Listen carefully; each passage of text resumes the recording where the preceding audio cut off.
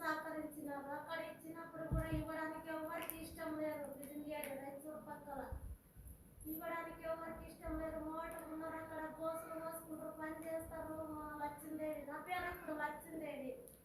మనం లచ్చిందేవి అక్కడ పని చేయలేదు, వాళ్ళు మోటగా అది ఇది అని అన్నారు మా సినిమా వాళ్ళు అందరూ. మా నాయనను ఒక్కడనే మా మేనమామ కోసుకలో ఉన్నాడు.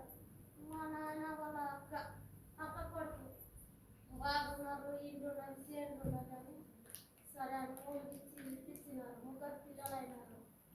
బాగానే కష్టం చేసుకుంటూ ఉన్నాం. అన్ని ఇబ్బందులు ఉన్నా, బాధపడినా, అన్ని ఎన్నో శ్రమలు కష్టాలు ఉన్నా కూడా అలాగే చేసిన. మా నాయన వచ్చినప్పుడల్లా నేను ఏడ్చేదాన్ని.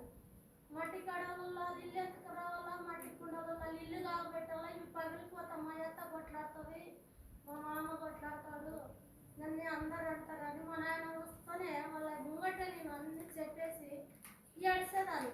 అలాంటి కష్టం జీవించిన నేను. అలాంటి కష్టం జీవించినాక మరి మేమేం చేసినాము, బోర్లు వేసినాము. అప్పుడు బాయి తోట అన్నీ ఉన్నవి. బోర్లు వేయలేదు, బోర్లు వేసినాము. బోర్లు వేసుకుని ఇల్లు పడలేదు. మా బావకి మాకు ఏర్పాట పోయినాము. మా బావకి మాకు ఒక్కటే పోటీ. నేను చిన్నప్పటి నుంచి పొలంలో పని చేసినా కదా, మళ్ళీ ఇల్లు కట్టుకుంటుంది. నా తమ్ముడు లేకుండా అన్నీ చేస్తుంది, పొలం పండిస్తుంది. మా తమ్ముడు అక్కడిక్కడ తిరిగినా కూడా కానీ మా బావ ఒక్కటే కొట్లాట. ఈ కొట్లాట ఎందుకు లేని మేము హైదరాబాద్ పోయినాం. హైదరాబాద్లో మా చిన్న మామ కొడుకులు కోడళ్ళు, మా పెద్ద మామ కొడుకులు కోడళ్ళు అక్కడనే ఉన్నారు. మేము ఎప్పుడు పోలే హైదరాబాద్కి. అప్పుడు పోయినాం. ఈ కొట్లాట వద్దు, ఏమో వద్దు అని పోయినాం. పోతే అక్కడ హైదరాబాద్లో వ్యాపారం చేసినాము. నాకు ఈ హైదరాబాద్లో ఎక్కడ పోగొట్టుకోపోతామో ఏమో అని భయం. ఎప్పుడు పోలేదు, ఎక్కడ పోయలేను దాన్ని. పొలంలో పని చేసిన దాన్ని, ఇంట్లో ఉండిందాన్ని. మా బావ అన్నాడు, మా చిన్న మామ కొడుకు, అమ్మ నువ్వు ఏం పోగొట్టుకోవు, ఎక్కడన్నా తిరుగు, ఫోన్ చేయన్నాడు. ఆ ధైర్యంతో అలాగే వ్యాపారం చేసినాము. 8 సంవత్సరాలు ఉన్నాము. నాకు రోజు జ్వరం వచ్చేది అప్పుడు ఆడ. ఎందుకు రోజు జ్వరం వస్తుంది నాకు అని నేను అనుకునేదాన్ని. అయితే ఇట్లా వ్యాపారం పోయినప్పుడు జంబోడు అవతల అది ఊరు ఏదో ఉంది, నాచారంలో ఒక ఆయన నాకు బైబుల్ ఇచ్చింది. దేవుని నమ్ముకో బాగుంటావని. ఈ అక్క ఏంది నన్ను దేవుడు నమ్ముకుంటుంది ఏమో, నాకు ఈ దేవుడు తెలియదు అని ఆ బైబుల్ అట్లే పెట్టేసిన. ఆ బైబుల్ ఇప్పుడు బిజినెస్లో ఉంది. ఆ బైబుల్ ద్వారానే మా బావ, మా యారాలు, మా బావ బిడ్డలు, కొడుకులు అందరూ మారినారు. ఆ బైబుల్ అట్లే ఉంది. మరి నేనేం చేసినాను, ఇలాగ జీవిస్తా మా భర్త రోజు తాగేవాడు. హైదరాబాద్ నుంచి గోడిగల్లలో ఉందాము, మా ఊరొద్దు మీ ఊరొద్దు అని ఈ గోడిగల్లలో ఇల్లు కొనుక్కున్నాము. ఇల్లు కొనుక్కొని ఇక్కడే ఉండిపోయినాము. మా భర్త రోజు తాగొచ్చేది, నన్ను కొట్టేది, అనుమానాలు పెట్టేది. ఊరికే తాగుడు కదా ఆయన. నన్ను ఎందుకు ఇలా కొడతాడు, నన్ను ఎందుకు ఇలాగ అవమానం పరుస్తాడని నేను మా నాన్నలు చెప్పలేదు. చుట్టుపక్కల చెప్పినారు, నన్ను వచ్చి తోలుకోపోయినారు. తోలుకోపోతే మా నాయన మా తమ్ముడు అందరూ నా భర్తను కొట్టనిపోయినారు, తిట్టినారు బాగా.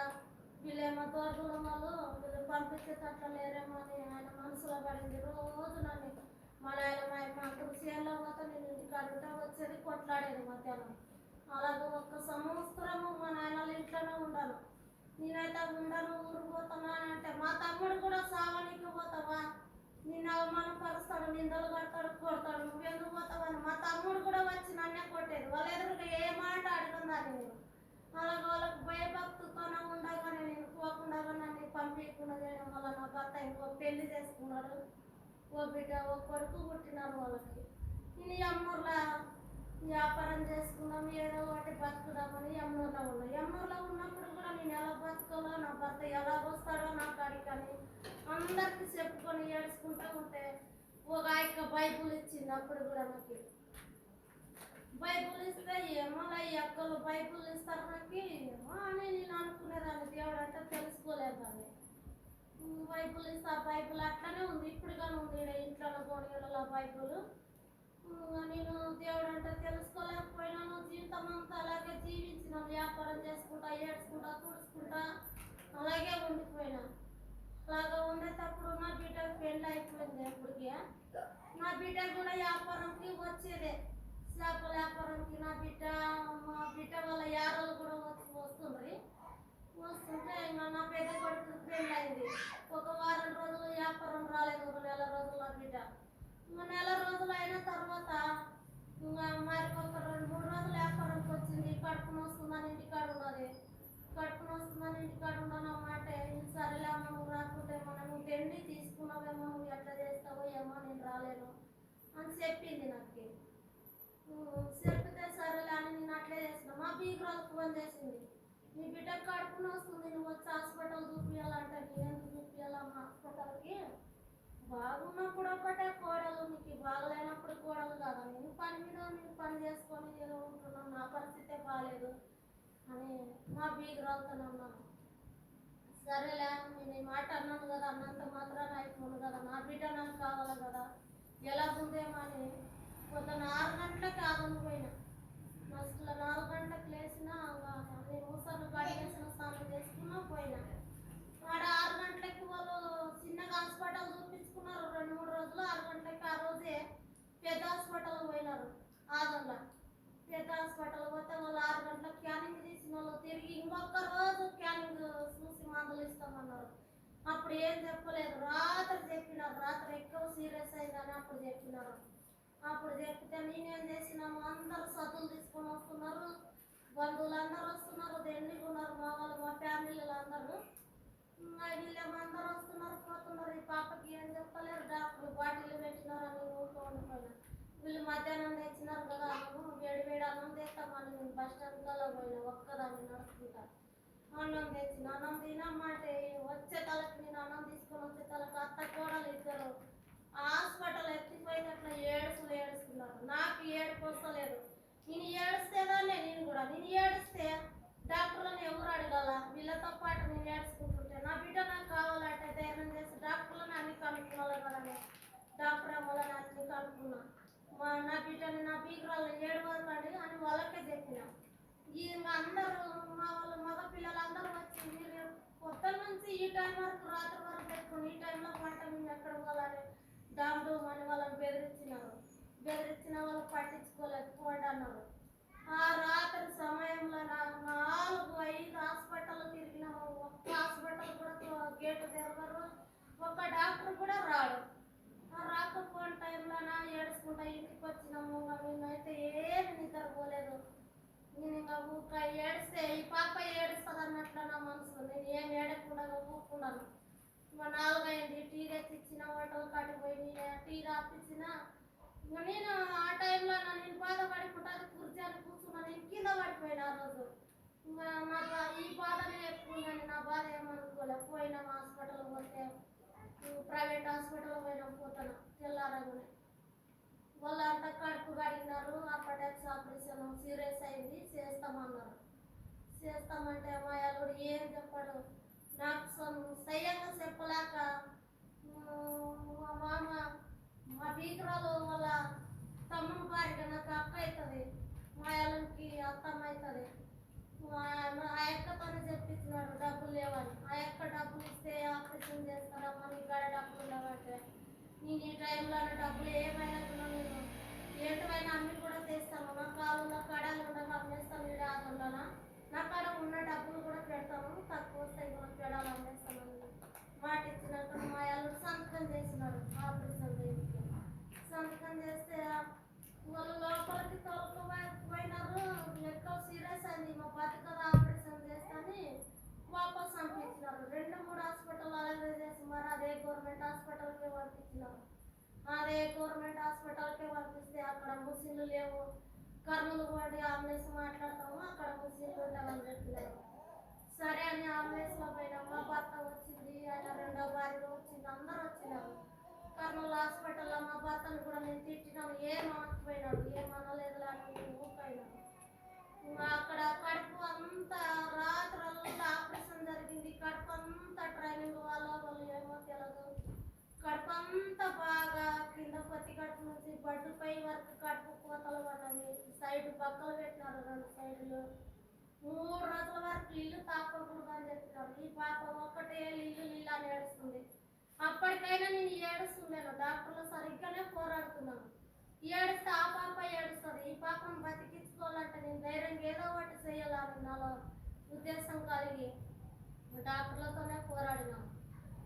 ఒకరోజు రాత్రి సమయంలోన నువ్వు బాగుండాలమ్మా, ఇలా ఉండకూడదు, తినాలా, నీ జీవితం తర్వాత పిల్లలు చిన్న పిల్లలు ఉన్నారని నా బిడ్డకి నేను చెప్పుకుంటూ ఉంటే మా బిడ్డలు వచ్చి ఏమేమో నేర్పిస్తుందేమో వాళ్ళమ్మ.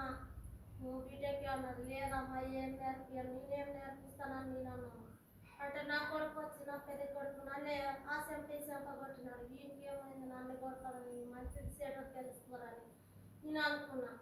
అలాంటి పరిస్థితుల్లో మరి అక్కడ బాగా అయిందని ఇంటికి డిశ్చార్జ్ చేస్తామన్నారు వాళ్ళు డాక్టర్లు. అందరు పోయినారు బంధువులలో. మా అల్లుడు నేను అత్త అల్లుడు ఒక్కటే ఉన్నాను. ఆ రోజు రాత్రి 4 గంటల నుంచి స్టార్ట్ చేసింది. ఇక్కడ నొప్పి నొప్పి వచ్చింది, వచ్చే అంటది, ఏడుస్తుంది. ఏమొచ్చింది ఏం చెప్తలేదు, ఇంకా వచ్చే అని ఏడుస్తానని నేను మా ఇల్లు చాలా బాధపడినాం. డాక్టర్ల పొడుగుగా నేను తిరిగినాము, ఏడుచుకుంటా ఇద్దరు అత్తాలు. రాత్రి సమయం వల్ల ఏడిపి ఆ పాప నోరు ఆపనట్లే ఏడిచింది. ఏడిస్తే తెల్లగైంది, 5 అయింది టైము. ఇక్కడ నుంచి ఫోన్ వచ్చింది నాకు. చేపలు వేసేవాళ్ళు నాకు రోజు ఫోన్లు చేసేవాళ్ళు. ఎట్లున్నాము అన్నారు. ఏమన్నా మా పరిస్థితి బాగాలేదు, రాత్రి అంతా ఒక్కటే ఏడుస్తుందా పాప, నోరు ఏం ముయ్యడం లేదు, ఎట్లా చేయాలో మాకు అర్థం కాకుండా అయిపోయింది అన్నాను. అందరికీ ఫోన్లు చేయండి అని చెప్పినారు. సరే అందరికి ఫోన్లు చేస్తాం నాగరాజు, మరి మనం ఇద్దరం ఏం చేయలేము, ఎవరు మాట్లాడాలి, ఎవరిని అడగాలని మా ఇల్లుతో మాట్లాడుకున్నాం.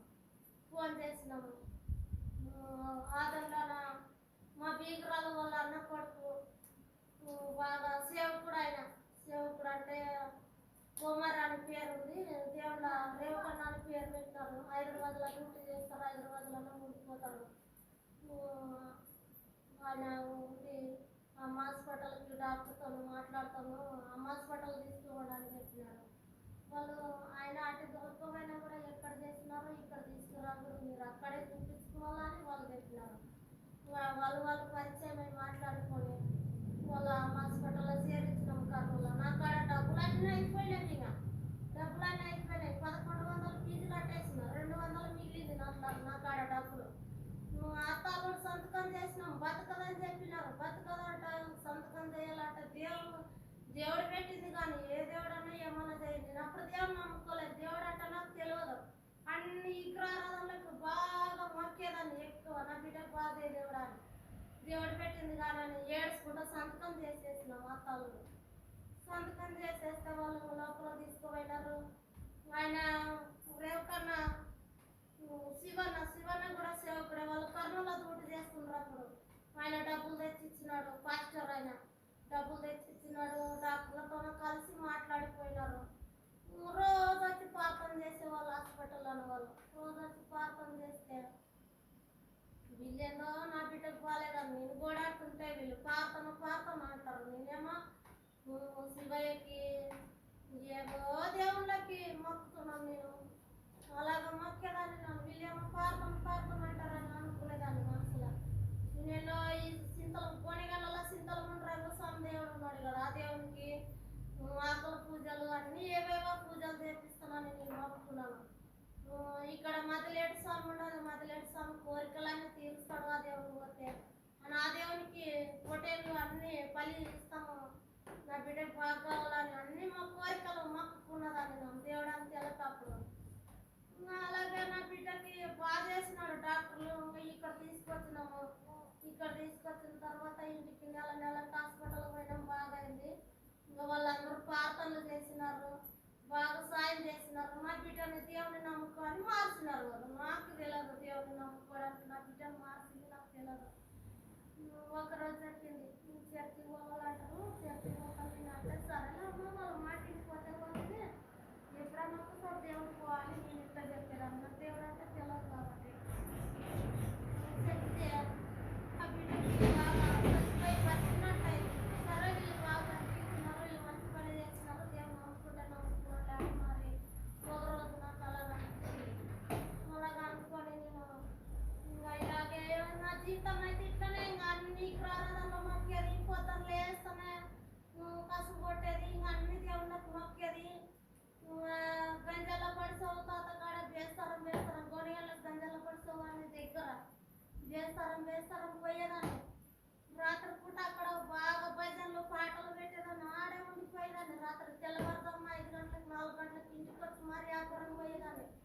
అలాంటి విగ్రహారాధనలు చేసిన నేను చేస్తూ ఉంటే ఇలాగే నేను అలాగే జీవితం జీవిస్తే భర్త లేడు నాకు, ఈ పిల్లలు ఎలాగ నేను ఎట్లా ఉండాలా ఏదన్నా కానీ నాకు ఆపరేషన్ అయింది అప్పుడు. మరి నాకు చిన్నగా కడుపు నొప్పి స్టార్ట్ అయింది. కడుపు వస్తుందని నేను హాస్పిటల్ చూపించుకుంటే ఇక్కడ ఎమ్మర్ల సాయిరం మేడం నాకు గర్భసంచి తీసేసింది. నాకు గర్భసంచి ఆపరేషన్ అయింది. నాకు చేత కాదు పని చేసుకుని, కానీ జీవితం ఎలా గడపలో ఏమో అని ఏడ్చుకుంటా బాగా ఉండేదాన్ని. ఎవరు లేనప్పుడు ఏడ్చేదాన్ని, పిల్లలు ఉంటే ఏడ్చాను. పని చేసుకునేటప్పుడు కూడా నేను ఎమ్మర్లో వ్యాపారం చేపలు అమ్ముతాను కదా, మంది అందరు పోతుంటారు ఏమన్నా పైసలు పెళ్ళిళ్ళు అవి ఇవైతే బండ్ల మీద భార్య భర్తలు పోతుంటారు. నా భర్త ఉంటే నేను ఇలా పోతుంటుంది. నాకు ఏదైనా పని బిర్ర అయినా కూడా అలసిపోయినా కూడా నేను చేస్తాను, మీరు ఇంటికాడ ఉండండి అని అవ్వడే కదా. నాకు అలాంటి జీవితం లేదు కదా, బాగా ఏడ్చేదాన్ని, మనసులోనే బాధపడుకుంటాను. ఇప్పుడు కూడా బాధపడుకుంటాను. నాకు ఎంత పని చేసిన భర్త ఉంటే నువ్వు ఈరోజు ఇంటికాడ ఉండు మేము చేస్తామంటారు కదా. నాకు అలాగ అనేవాళ్ళు లేరు కదా. ప్రతిది నేనే చేస్తున్నాను, ప్రతిది పిల్లలు చూసుకున్నాను. అది అలాంటి జీవితం జీవిస్తుంటే నాకు ఈ అక్క ఇక్కడే వచ్చింది. ఆ యొక్క నా చేపలు అమ్మే కాడ పక్కన కడమలకాయలు అమ్ముతుంది. మా బిడ్డ ఇక్కడ వచ్చినారు, ఇక్కడ కొనగళ్ళకి వచ్చినారు. శివన్న వాళ్ళ మామ సేవకుడు హైదరాబాద్లో, వాళ్ళందరూ మీటింగ్కి వచ్చినారు గొనగళ్ళకి. నేనేం చేసినా అందరు వచ్చినారు, మాట్లాడి చూద్దామని వచ్చిన. దేవుడు అని తెలియదు నాకు. మాట్లాడి వస్తే నా బిడ్డకు తాళాలు ఇచ్చిపోయినాం, వ్యాపారం పోయినాం, స్నానం చేసుకుంటాను, ఇంటికి వచ్చాను. ఆయన బాగా అన్నము సాంబార్లు అన్నీ చేసింది. చికెన్ పంపించిన, చేపలు పంపించిన, వంటలు చేసింది, మైకులు పెట్టించింది, అన్నీ చేసింది. మాకు తెలియదు. ఏమోలా పాప ఏమో చేయాల దేవుడే కదా అని నేను అనుకున్నాను. నీళ్ళు కాబట్టింది, ఇంకా స్నానం చేసుకొని కూర్చో అన్నది. నన్ను కూర్చున్నా, దేవుడే కదా అయితే మనలే ఇంకా ఏం తప్పు చేయలేదు కదా అని నేను అనుకున్నా.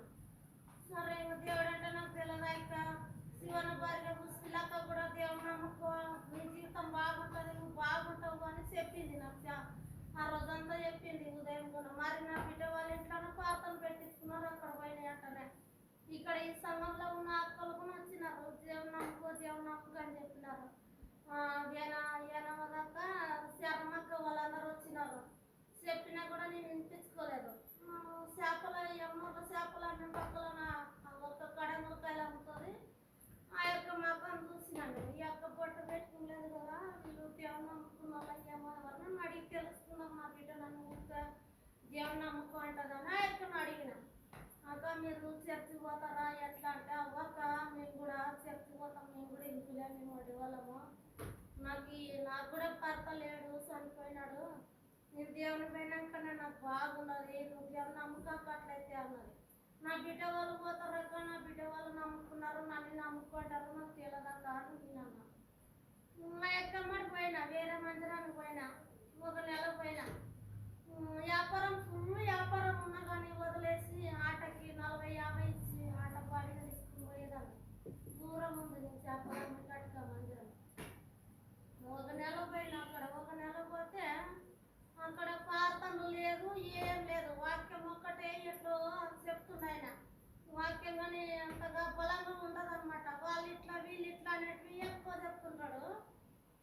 ఆరాధన లేదు, ఆరాధన కూడా లేదు, ప్రార్థనలు లేవు. నాకు కొత్తగా నాకు ఏం తెలుస్తుంది అంటే శృతి స్తోత్రము అని ఆర్చేవాళ్ళు, చర్చిలో చప్పట్లు కొట్టేవాళ్ళు. మనం ఏం చేస్తున్నాము, వనసీమన్న ఫోన్ చేసుకున్నా అప్పటికప్పుడు కూడా. వనసీమన్న ఎప్పుడంటే ఎప్పుడు ఇంటికి వచ్చి ప్రార్థన చేసుకున్నా, దేవుని నమ్ముకోమని. ఆయన ఈయనలేదు, వీళ్ళేమో దేవుని నమ్ముకోమంటారు. ఇంటి ముందర ముగ్గేసుకున్నారు, పని మీద బొట్టు పెట్టుకున్నారు. ఏం బాగుంటుంది, వీళ్ళు ఊరిక వస్తారు, ప్రార్థనలు చేస్తారు, దేవుని నమ్ముకో అంటాడు. అన్న పాస్టర్ అన్న ఏమోలే వాళ్ళు దేవుని నమ్ముకో అంటే మనం ఇష్టమైతే నమ్ముకోవచ్చు, లేకుంటే లేదు అని ఇలాగ అనుకునేదాన్ని. నేను ఇలాగ అనుకుంటూ అలాగే జీవితం జీవించిన. ఇంకా పాస్టర్ అన్న వనసీమన్న ఫోన్ చేసినాడు నాకు. అమ్మ పోతున్నావా మందిరానికి అంటే, వెళ్తున్నానన్నా, ఇక్కడే వెళ్తున్నాము ఎక్కమ్మడి అని అన్నాను. అక్కడ వద్దులే అమ్మ, పాకిస్తాన్ ఇస్తామంటారన్నా అని చెప్పిన. అక్కడ వద్దులే అమ్మ, మన మందిరానికి రా అన్నాడు. అన్న నాకు తెలియదన్న మన మందిరం ఎమ్మలో ఏడ ఉందో అన్నాను. అంటే నేను దేవుని నమ్ముకున్నాకనే ఎమ్మూరు చేరుకున్నాను. ఈడ దేవునికి వచ్చినానుకో మా పెద్దమ్మలు ఉన్నారు, ఈడ మా అమ్మ వాళ్ళ అక్కలు ఉన్నారు, మా అమ్మ అన్న తమ్ముడు మామూలు అందరూ పొలగం ఉన్నారు ఈడ దేవునిగా. ఈమెనా మరి ఇప్పుడే అది ఎక్కడెక్కడ తిరుగుతుంది అనుకుంటారేమో నన్ను. నా మీద ఇప్పుడు వరకు నిందలేస్తారు. భర్త లేడంటే ఎవరైనా అవమానిస్తారు కదా. వేరే వాళ్ళతో మాట్లాడినా మంచి ఏదో చెడు ఏదో మాట్లాడుకునేది అర్థం చేసుకోరు. వాళ్ళు మాట్లాడుతుందని అవమానిస్తారు కదా. అలాంటి మాట నాకు రాకూడదని ఎమ్మూరు చేరుకున్నా. దేవుడు వనికనే ఎమ్మూరులోనే వ్యాపారం ఉంది, ఇంక ఎమ్మూరే చేరుకున్నామని ఎమ్మూరు చేరుకున్నా. అప్పుడు ఇల్లు కన్నా వచ్చి వలసీమన్న వచ్చి మనం అందరం చూపిస్తున్నాని తోలుకు పోయినాడు. శివ సర్కిల్ దగ్గర రావడానికి పోయినాం. నాన్న చిన్న కొడుకు పోయినాం. పోతే ఆడ మేము పోయిన రోజే ఓ చిన్నదాన భయపడకు అని పాట వచ్చింది. వాక్యం కూడా చేపలు పట్టే వాళ్ళ వాక్యమే వచ్చింది. మేము వచ్చిన రోజే ఇలాంటివి చెప్తున్నారు కదా నేను అనుకునేదాన్ని. నేను ఎక్కువ బాగా పని చేసి అలసిపోయి మందిరంలో చర్చల వైపు కూర్చుంటాను. పానం బాగా అనిపించేది. అప్పుడు బాగా పాటలు వినేదాన్ని. వాక్యాలు సరిగా అర్థం కాకపోయినా కూడా అలాగే వినేదాన్ని. నాకు మందిరంలో ఇంట్లో పని వ్యాపారం అన్ని చేసుకుంటాను. చర్చల వైపు కూర్చుంటే బాగా అనిపిస్తుంది పానం. సరేలే నాకు పానం బాగా అనిపించింది అని అక్కడే పోయినాను. ఇక్కడ పోలేదు, ఇంకా వేరే చర్చకి పోలేదు. ఆదివారం పోతూ లేకుంటుంది, మంగళవారం పోతుంటుంది సాయంత్రం కదా వ్యాపారం చేసుకుని. శనివారము అప్పుడప్పుడు పోయేదాన్ని. సోమవారం సిస్టర్ మీటింగ్కి కూడా ఎక్కలు తోసినక్క మనక్క చరణక్క వాళ్ళందరూ వదలకుండా పట్టుకున్నారు అని బాగా. నువ్వు రావాలా ఖచ్చితంగానే పిలిచేవాళ్ళు, పోయేదాన్ని. అలాగే అట్లే పోతా ఉంటాను. బాధ్యతను ఇస్తానమ్మా మీకు అని అడిగినాడు. పోతాను నేను ఎలాగనలా నా నోటికి రాకపోయింది పోతాను. సరే అన్నాడు. ప్రార్థనలు చేస్తూనే ఉన్నాడు ఆయన రోజు మా గురించి. ప్రార్థనలు చేస్తా బాధ్యతను ఇస్తాను అన్నీ తీసేయమ్మన్నాడు. నన్ను చెవుల నిండగా కమ్మలు అన్ని ఇంత సందు లేకుండా పెట్టుకుంటే అన్నీ తీసేయమ్మంటే అన్నీ తీసేసిన. పెద్ద ముక్కురాలు ఉండే, పెద్ద ముక్కురాలు తీసేసి ఇలాంటి చిన్న 2 ముక్కురాలు పెట్టుకున్నా. ఈ కారం నాకు పడుతుందని పెట్టుకుంటాను. మరి తర్వాత ఇంకొకటి కూడా తీసేసిన, ఒకటి పెట్టుకున్నా. మరి అలాగ జీవించిన నన్ను బాధ్యతను ఇచ్చినాడు జనవరి 1కి. ఇప్పుడు రేపు జనవరి వస్తే సంవత్సరం అవుతుంది బాధ్యతను తీసుకొని. నేను దేవునికి నడుచుకోవడానికి సంవత్సరంన్నర అవుతుంది అంతే. ఎక్కువ రోజులేమి నేను దేవుని నమ్ముకోలేదు. కొత్తగా రక్షించుకున్నాను నేను కూడా. ఇంకా నాకు అన్న ప్రార్థనల వల్ల నేను ఎంత బాగా మారినాను. రోజు ముగ్గేసేదాన్ని నేను. పొద్దున్న వేసుకునే ముగ్గులు పేదగేసి పసుపు కుంకుమ కలర్లు వేసి పూలు వేసి బాగా చేసేదాన్ని. అలాగే ఇంకా ఎమ్మూరికి మారినాక ముగ్గులు ఒక వారం 2 వారాలు 3 వారాలు వేయకపోయినాను. వేయకపోవడం వల్ల మరి ముగ్గేనిక మొదలు పెట్టినాను. ఆ ముగ్గులన్నీ తప్పుపోయినవి. అమ్మ దేవుడు అంటే ఇదేనమ్మా తండ్రి, ఈ ముగ్గులు తప్పుపోయినవి అని ఆ ముగ్గులు విడిచిపెట్టేసిన. వీళ్ళేం బొట్టు పెట్టుకోరు, ఈ అక్కలు నన్ను ఊరిక చర్చికి రాంటారని అనుకునేదాన్ని. చర్చిలో పోయినప్పుడు బొట్టు తీసి ఇక్కడ సైడ్ పెట్టుకునేది. చర్చి దాటాల్సిన బొట్టు పెట్టుకునేదాన్ని. ఆ బొట్టులో నాకు అసహ్యం అనిపించింది. రోజు పూలు పెట్టుకునేదాన్ని. పూలు ఆడను కనపడని నాకు అలా డబ్బులు ఉండని లేకపోని ఒక 10 రూపాయలనే కొనుక్కొని పూలు పెట్టుకునేదాన్ని. ఎక్కడికి పూలు వేసేదాన్ని వ్యాపారం కాడ పసుపు కుంకుమ పెట్టేదాన్ని. ఆ పూలు ఎమ్మూరులో బస్ స్టాండ్లో పూలు అన్ని దండలు తగిలిచ్చింటారు. అట్లా పోయేటప్పుడు ఆ పూలు చూసిన. ఈ పూలు సచ్చిన రోజు కూడా వేసుకోరు, ఇవేం పూలు అని నా మనసులో అనిపించింది. నాకు అన్ని అసహ్యం వచ్చినవి. అన్ని చెడ్డ పనులన్నీ ఆలస్యంలన్నీ అవన్నీ నాకు అసహ్యం అనిపించినవి. దేవునికి బాగా నడుస్తున్నాను. అన్న లూకన్న బాధ్యతను ఇచ్చినాడు. లూకన్న చనిపోయిన రోజు చిన్న సాక్ష్యం చెప్పినాడు. అన్న చేసిన ప్రార్థన వల్ల అన్న మార్చినాడని. ఇంకా ఇట్లా చర్చికి వస్తూనే ఉంటాను. నాకు జీవితం అప్పుడు బాగానే ఇచ్చినాడు. ఇప్పుడు కూడా చాలా బాగుంది. నాకు దేవుడేమి తక్కువ చేయలేదు. నాకు తిన్నీక దండికి ఇచ్చినాడు, ఉండడానికి దండికి ఇచ్చినాడు. వ్యాపారం నేర్పించినాను. ఒక 5 మందికి మా ఊళ్ళకి మొన్నలకి వాళ్ళు వ్యాపారం చేసుకుంటారు. ఒక ఆయన బాకీలు దండిగా ఉన్నవాట. ఈ అక్క వల్లనే నా బాకీలన్నీ తెగిపోయినవి. ఈ అక్క వల్లనే నాకు అన్నం ఉందని వాళ్ళు ఇప్పుడు కూడా చెప్పుకుంటారు అందరికీ. సరే అని వాళ్ళు నన్ను వ్యాపారం వాళ్ళకి చేపలు వేసేదాన్ని నేను. వాళ్ళు వ్యాపారం చేసేవాళ్ళు. వ్యాపారం చేస్తూ చేస్తా ఈ యొక్క తక్కువ రేట్ అమ్ముతుంది అని నా మీద అనుకునేవాళ్ళు. నేను ఏదో పోవడానికి 10 రూపాయలు తక్కువ ఇస్తే నా మీద పోటీ చేసేవాళ్ళు. ఇలా పోటీ చేస్తారు, నేను దేవుని పోదాం ఓకే ఇలాదంతా ఏమని చర్చికి పోయినా నేను అప్పుడు కూడా ఫస్ట్లోన. ఇంకా చర్చికి పోతే దేవుడు నేను మనసులో నాకు పాతం రావు ఏం రావు మనసులో అనుకునేదాన్ని. దేవుడైనా వ్యాపారం ఇట్లుంది వీళ్ళు ఇట్లా అంటారు నన్ను నేను ఎలా బతకాలయ్యమ్మా, నాకు ఎవరు తెచ్చేవాళ్ళు లేరు, ధైర్యం చెప్పేవాళ్ళు కూడా లేరు, ఇంట్లో మగ మంచి లేరు, తోడలేని దాన్ని నన్ను ఎలా బతకలేమో వీళ్ళు ఇట్లా పోటీ చేస్తారు దేవుడా అని మనసులో దేవుని ఊక మాటలు చెప్పినట్లు అనుకునేదాన్ని. అప్పుడు నాకు ఆడ నుంచి వ్యాపారం ఆడ ఇడిచిపెట్టి వేరే తన పెద్ద పార్క్ ఆడ పోయి పెట్టుకున్నా. పెద్ద పార్క్ ఆడ పెట్టుకుంటే అందరూ ఎమ్మరు చుట్టూ 66 పిల్లలు ఎమ్మరు చూస్తారు మంది అందరు జనాలు. ఏమాక ఎంత దూరం వచ్చినావు అక్కడ నుంచి ఇంత దూరం వచ్చినావు అంటే ఏం చేయాలన్నా అక్కడ నాకు బాగా అనిపించలే ఇక్కడ వచ్చినామంటే అందరూ వచ్చి తీసుకుపోయేవాళ్ళు. నాకు వ్యాపారం బాగా ఇచ్చినాడు దేవుడు, వ్యాపారం బాగా ఇచ్చినాడు. నాకు అన్నం తినక రెస్ట్ ఉండదు, నీళ్ళు తాగనీక రెస్ట్ ఉండదు. వ్యాపారం చేసేటప్పుడు నీ ముందు వచ్చిన నాకు నీళ్ళకి అంటారు.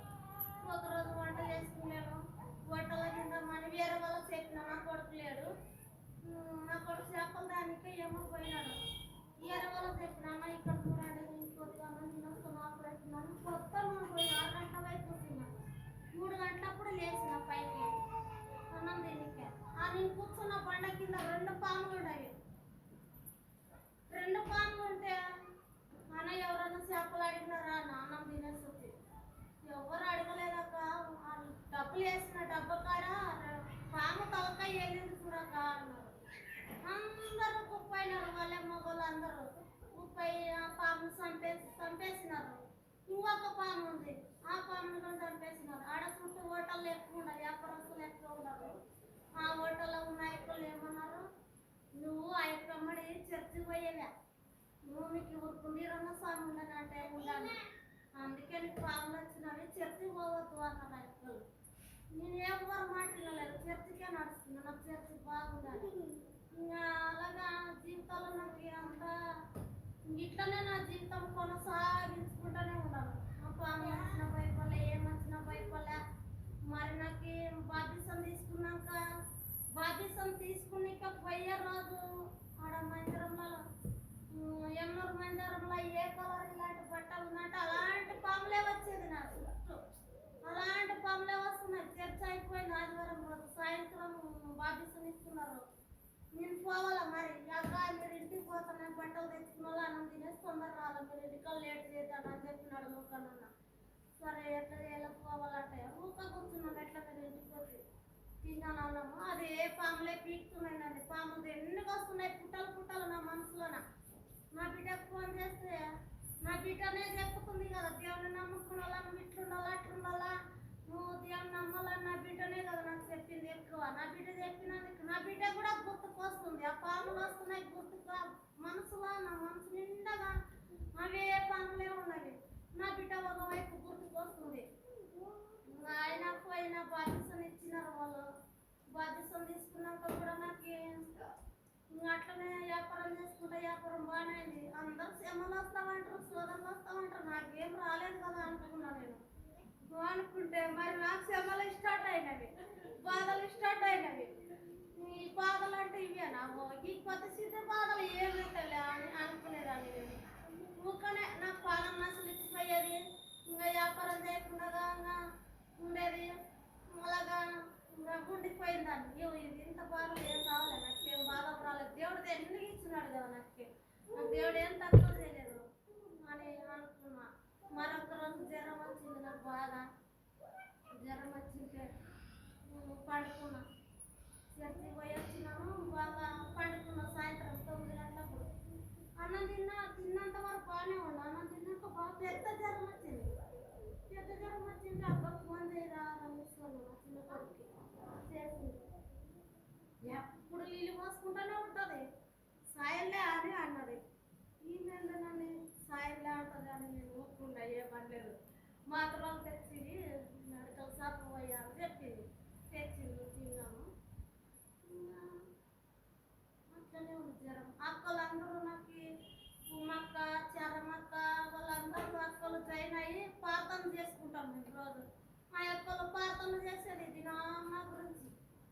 వాళ్ళ గురించి చేసేది. నాకు జ్వరం వచ్చింది, ఈరోజు నేను ప్రార్థన చేయలేకపోతున్నాను, నాకు చలి ఎక్కువ వచ్చింది, వస్తున్నాను గత గత అయిపోయి ప్రార్థన చేసినాను. ప్రార్థన చేస్తే అట్లనే పండుకున్నాను. ఇట్లా నేను పండుకుంటా కాదు, నా బిడ్డ సాయి అన్నది నేను చచ్చిపోతాను అనుకో. ఇప్పుడు ఇంట్లో ఎవ్వరు లేరు ఈడ. నా కొడుకు జల్లి అయ్యాడు, మా ఆయన పండుకుని ఉంటుంది అనుకుంటాను, లేపితే పని చెప్తుందేమో అని. 10 గంటల వరకు ఉంటాడు, 10 గంటల వరకు ఉండి లేపుతాడేమో అప్పుడు గిన్న నన్ను. అప్పుడు లేపితే మా అన్నకి ఏమైందేమో అని ఎక్కడ పోడు, మందిరం కాటి పోతాడు, ఎవరికైనా చెప్తాడు ఆడ. నా కొడుకు మందిరం కాటి పోయినప్పుడు నేను చచ్చిపోయిన ఇంట్లో ఒక్కదానే ఉంటాను కదా, నన్ను ఏంటి వచ్చి పీక్క తింటావో ఏమో అని అనిపించింది. నాకు అట్లా అనిపిస్తే బాగా పాపం చేసుకున్నాను. ఏమి దేవుడా నాకు ఇలా అనిపించింది అని బాగా బలంగా ప్రార్థన చేసుకుంటే జ్వరం అంతా పోయింది. జ్వరం అంతా పోయి నాకు ఇంకా చిన్న వయసులో ఉన్నప్పుడు ఎట్లాంటి శక్తి ఉంటుందో పనిచేయడానికి అలాంటి శక్తి వచ్చింది. ఏమో ఈ దేవుడు అంటే ఇంత గొప్ప దేవుడు అన్నాను. ఇంకా ఇంతవరకు దేవుడు అంటే ప్రార్థనలో బలంగా ఉంటాయి, ప్రార్థనలో బలంగా ఉంటామంటారు, కానీ నాకు బాగా పూర్తిగా అర్థం చేసుకోలేకుంటే చిన్న చిన్న పనులు అవుతుంటే అర్థం చేస్తే బాగానే పనులు అవుతుండాలి అనుకునేదాన్ని. ఈరోజు నాకే తెలిసింది కదా అని బాగా రోజు వ్యాపారం పైన పొద్దు వరుసలేకుండా రాత్రి అంతగా ఉందని పొద్దున వ్యాపారం పైన చేపలు ఫాస్ట్ మరకేస్తున్నాను, అందరు మంది వస్తున్నారు తీసుకెళ్తున్నారు, బాగైంది. మరి అలాగా బాగా మేలు చేస్తున్నాడు దేవుడు. మరి ఒక్కరోజు నేను ఫస్ట్ రక్షింపబడినప్పుడు ప్రార్థన చేస్తున్నాను, ఎమ్మర్లను ప్రార్థన చేస్తుంటే నా బిడ్డ కడుపులో పేగులు కోతలు పడినాయి కదా, జాలర్ వేసినారు కదా కడుపులో. నా బిడ్డ గురించి ప్రార్థన చేస్తే నువ్వు గొనిగల్లో పో అన్నట్లు నాకు అనిపించింది.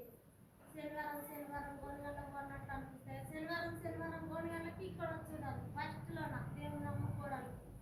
ఇక్కడ వస్తే అందరూ అడిగినారు ఎక్కడ వెళ్తున్నారు ఏమని అడిగినారు. నువ్వు చర్చి పోతున్నావు, సరేలే పోన్నారు.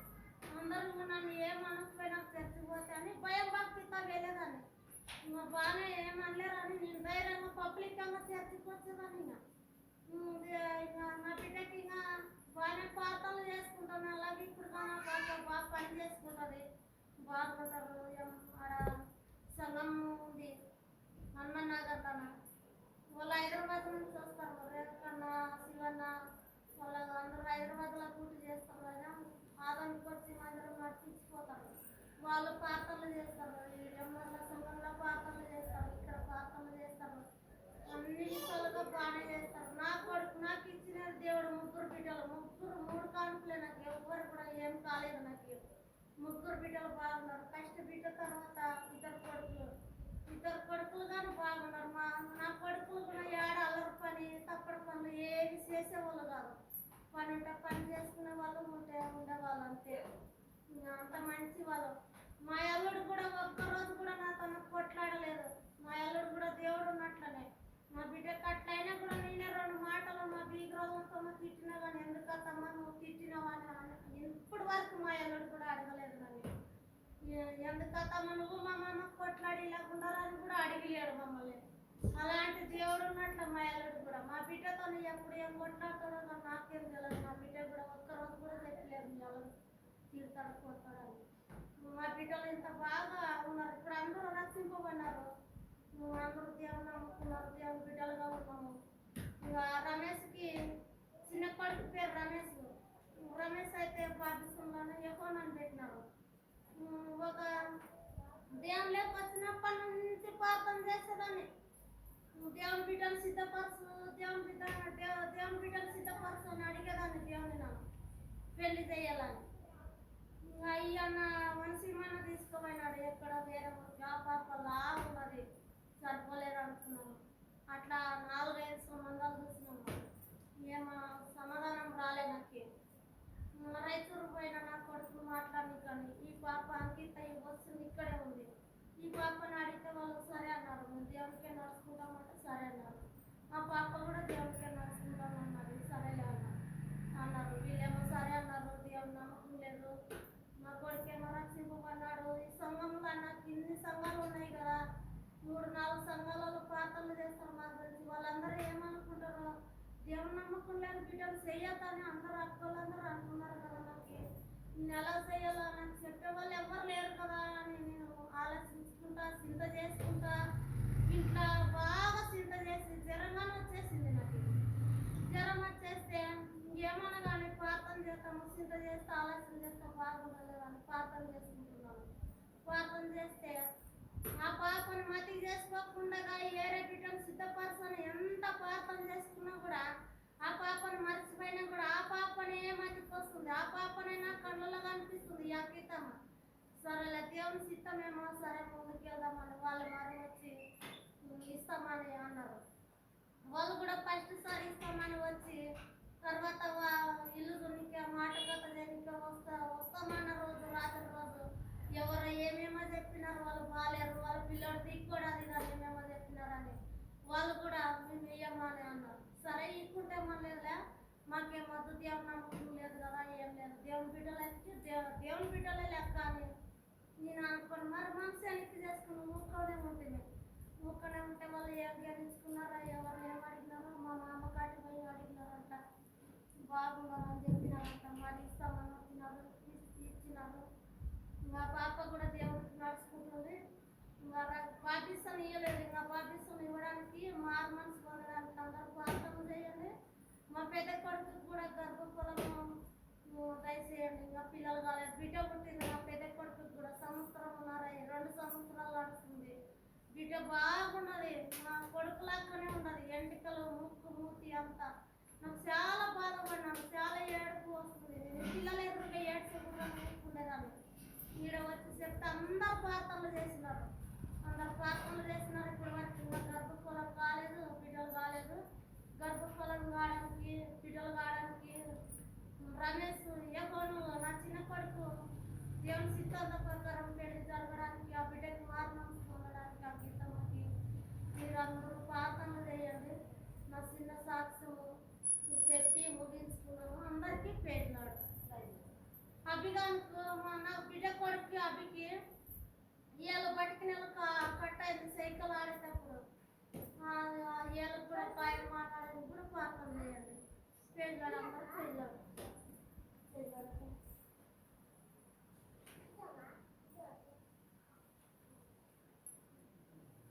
వాష్రూమ్ పోయిస్తారా? ఎవరికైనా అర్జెంట్ పోయిస్తామంటే పోయిరండి. వచ్చేద్దాం పడదామా? మీరు ఎంతమంది ప్రార్థన చేస్తారు ఇప్పుడు అంశాల కొరకు? అందరు చేస్తారా? అంటే ఇప్పుడు మీకు ఎంతసేపు వాక్యం చెప్పాలనేది నాకు క్లారిటీ వస్తుంది. మీరు ఎంతమంది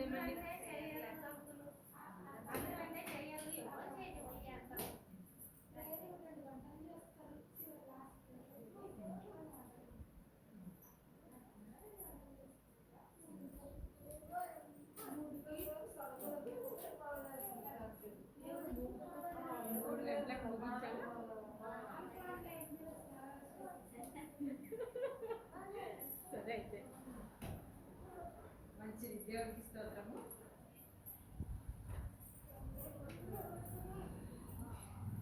చరణం పాడదాము. మీరు వాష్రూమ్ వస్తారా? పోయండి. ఈ పేపర్ తీసుకున్నారు కదా, నీ అక్కడికై నన్ను సిద్ధపరచు. వస్తారేమా?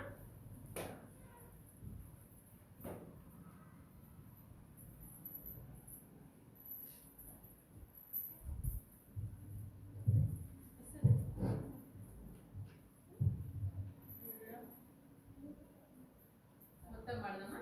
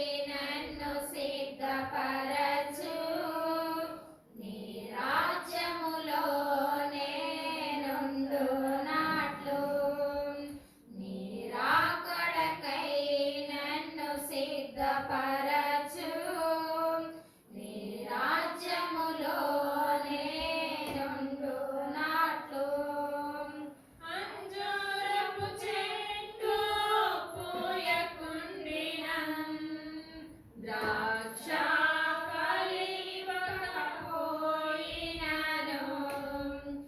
అంజూరపు చెట్టు పూయకుండినన్ ద్రాక్ష ఫలింపకపోయినను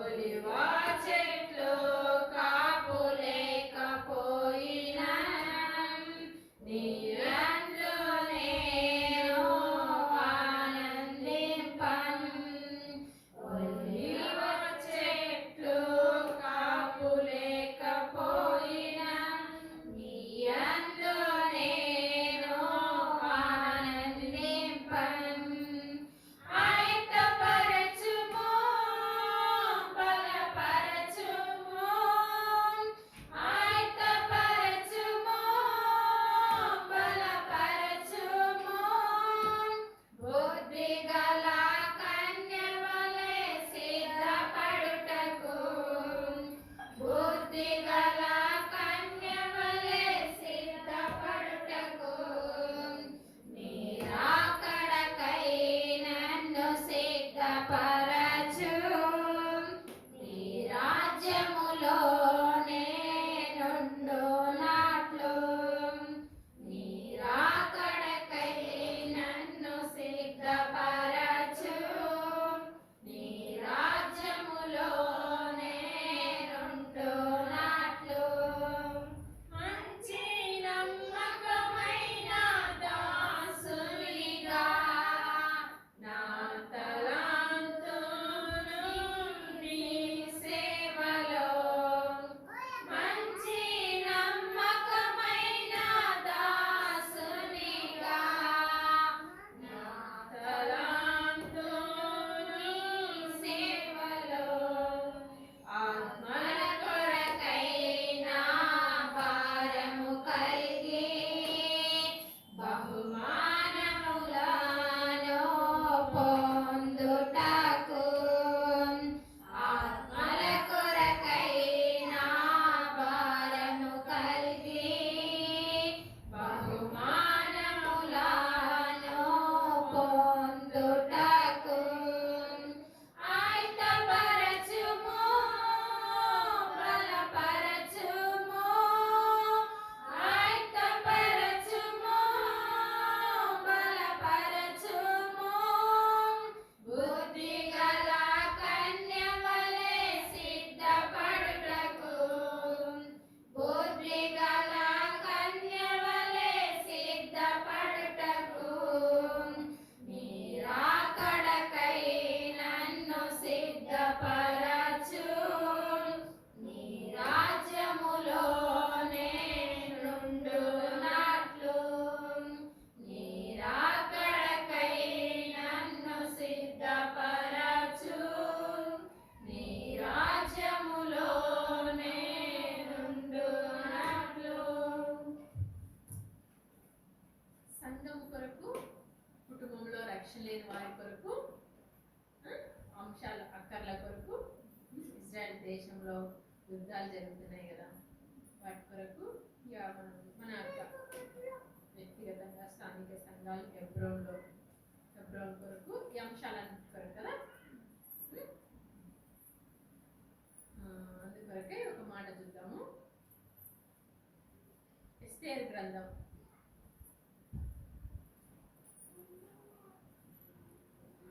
ఎస్తేరు గ్రంథం 4వ అధ్యాయము 16వ వచనం.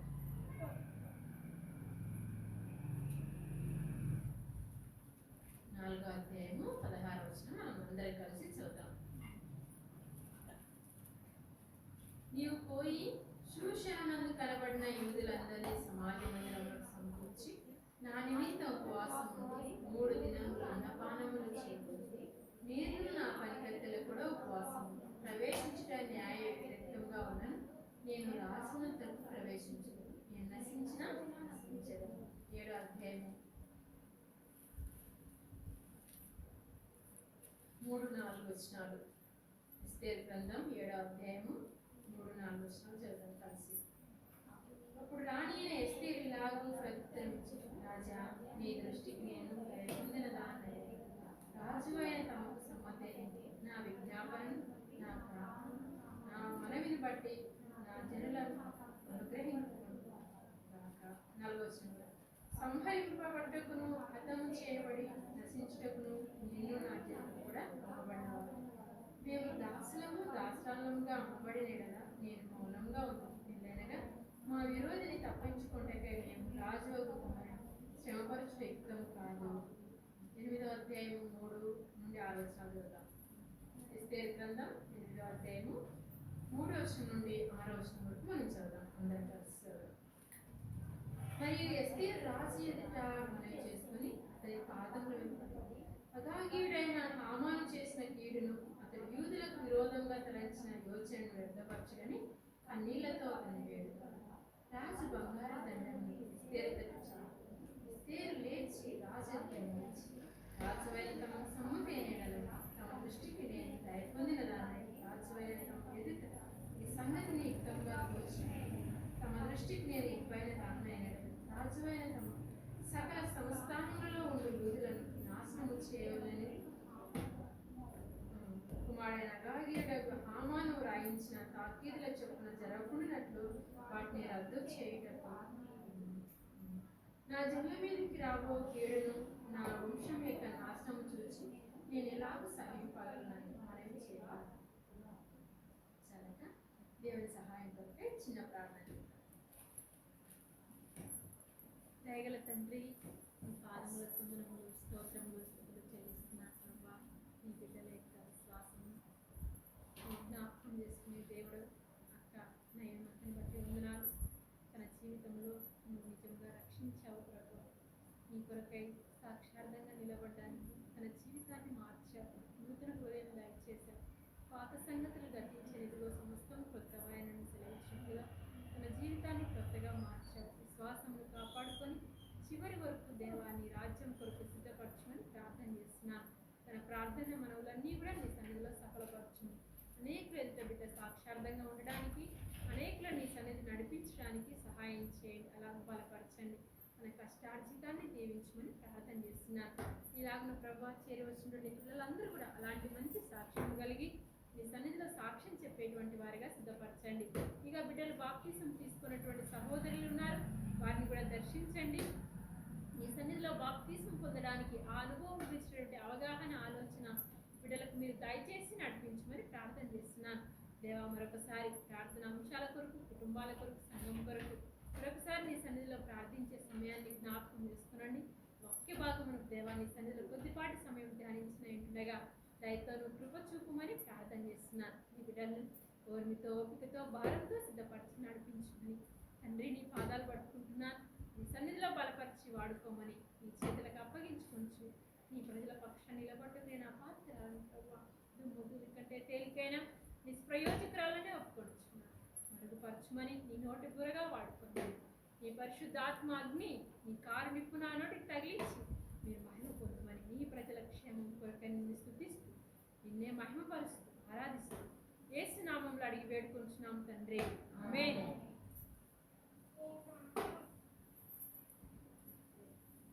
ఎస్తేరు గ్రంథం 4వ అధ్యాయము 16వ వచనం.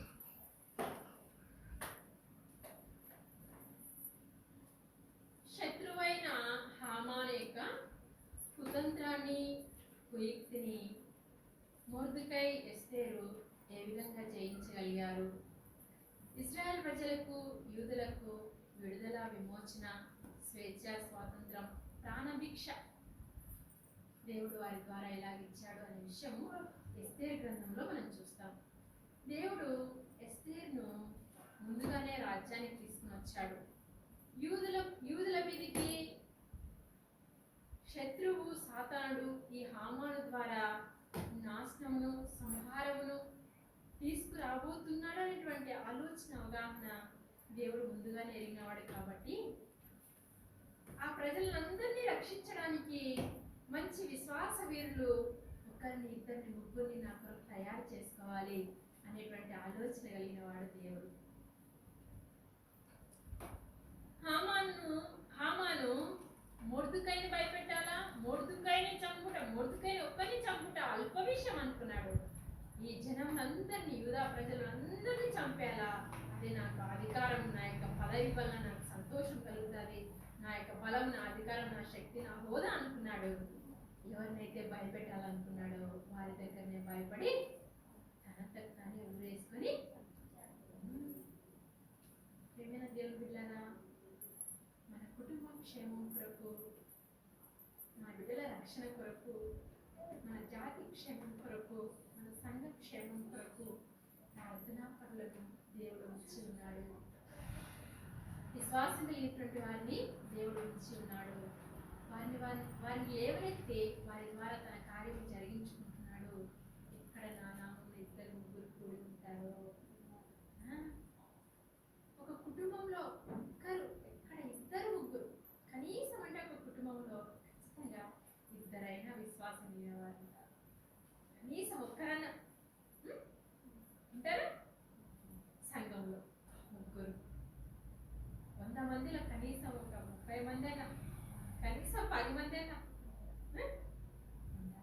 దేవుని యొక్క అనాదికాల సంకల్పం ఎలా ఉంటుందంటే,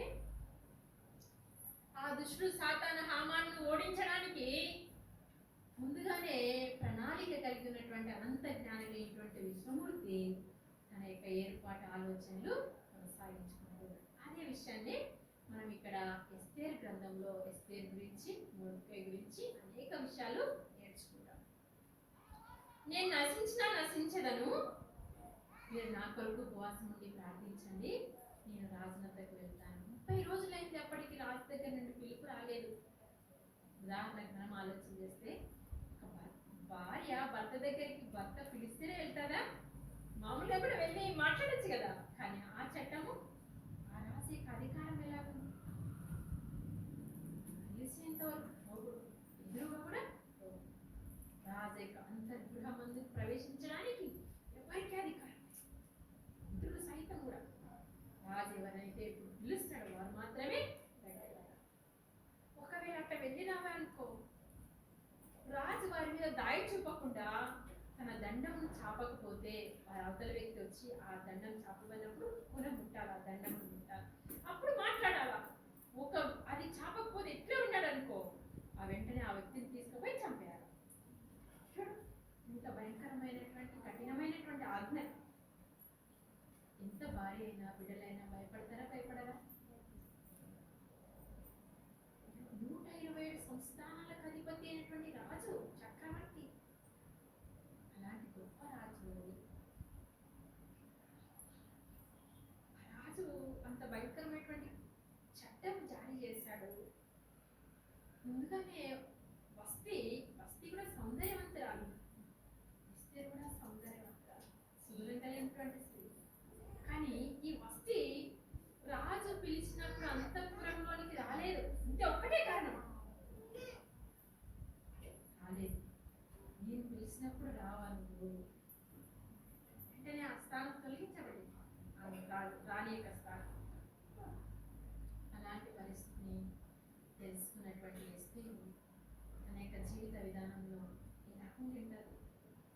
తన పినతండ్రి, నువ్వు ఈ సమయం బట్టే రాజ్యానికి వచ్చావు, రాజు దగ్గరికి వెళ్ళకపోతే నువ్వు రాజు అంతఃపురంలో ఉంటే చనిపోవాలనుకుంటున్నావా?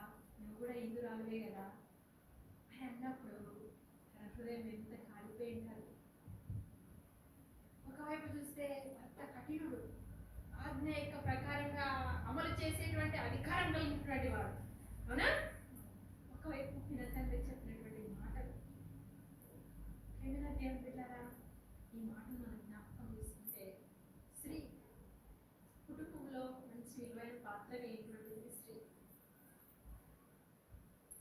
ఒకవైపు తల్లిదండ్రులను సమ్మతిపరచాలి, ఒకవైపు భర్తని సమ్మతిపరచాలి, మరొక వైపు పిల్లలు సమ్మతిపరచాలి, మరొక వైపు అత్తామామని సమ్మతిపరచాలి, అవునా?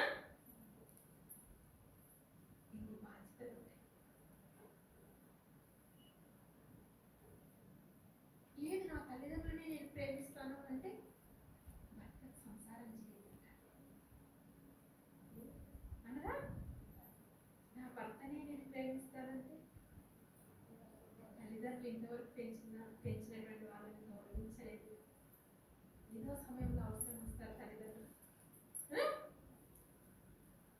పిల్లల విషయం, భర్తను ప్రేమిస్తుంటే పిల్లల విషయంలో, పిల్లలు ప్రేమిస్తుంటే భర్త విషయంలో, తల్లిదండ్రులు ప్రేమిస్తుంటే అత్తమామ విషయంలో, అత్తమామను ప్రేమించేటప్పుడు తల్లిదండ్రుల విషయం, ఇలాంటి ఎన్నో ఆటుపోటలు ఒక సహోదరి స్త్రీకి, బాధ్యతగిలినటువంటి ఒక స్త్రీకి ఎదురైతాయి.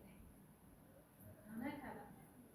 అయితే వాటన్నిటిలో లోకపరంగా ఆలోచన చేస్తే ఒకవైపు ఎక్కువ, ఒకవైపు తక్కువ చూపెట్టాల్సింది సమాజంలో. ఇప్పుడు అత్తమామను, భర్తను, తోడబుట్టిన వాళ్ళను, తల్లిదండ్రులను అందరినీ సమానంగా చూస్తారా? అమ్మో, ఇంటికి వచ్చినారని ఏమో చేస్తారో మా అమ్మ.